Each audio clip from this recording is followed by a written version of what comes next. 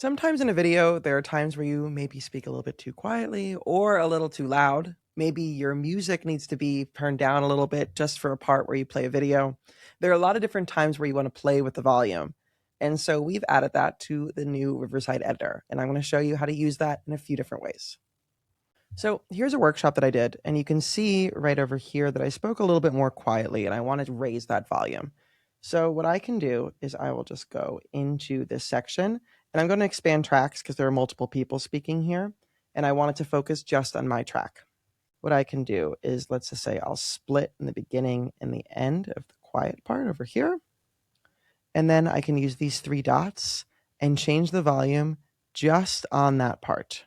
So you could see that the waveform reflects that. So you could really see that it matches up with the rest of your track if you're trying to have it align. So I can drag and drop that to make sure that it's exactly where I'd like it to be.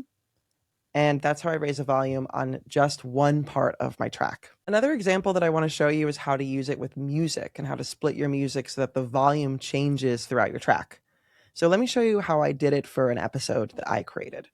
In the beginning of my intro, I want the intro music to be quiet in the background. But then when my title graphic comes up, I wanted it to be louder and then fade into the episode. So I'll show you a little preview. If you're ready, let's dive into today's lesson.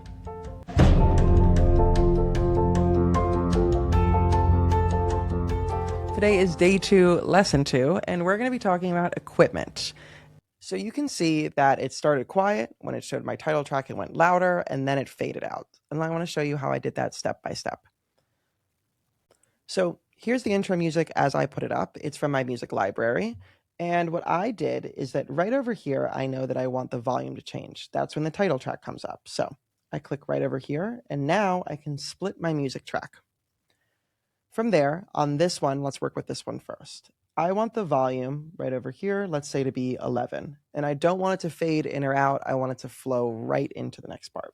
So let's set this to 11. But right over here, I want it to be louder. And I found that 43 works best for me for this part. So I'll change to 43. I also know that I want to have, let's say, 4 seconds of fade out. And then I want to drag that over to here, because I want it to fade out pretty quickly once I start talking. So you hear that boom started? That's when I want that big kind of build up to be when my title screen shows.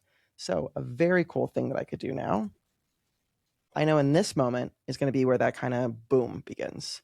I'm going to split that music track again, zoom in, and I'm going to delete it. Now I'll drag and drop it right over here. And so you could see there that I created a really custom intro with the music that fades in and fades out and the volume changes. Just like I did with that track and changing the volume, you could do that with music as well.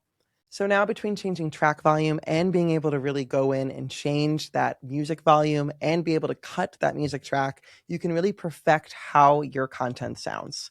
And so with that, I'm excited to see what you create with it. Go ahead and try out all those new settings in the Riverside editor.